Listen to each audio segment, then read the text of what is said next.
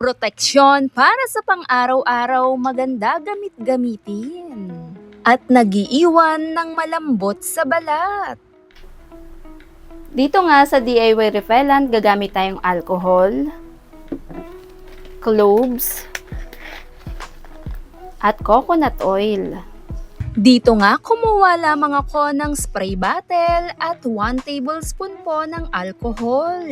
Idinirekta ko lamang itong inilagay o sinalin doon mismo sa bote. Pagkatapos 1 teaspoon po ng coconut oil. Pagkatapos ko ngang isalin yung coconut oil, kumuha ako ng cloves 4-5 piraso, ilagay lamang doon mismo sa bote.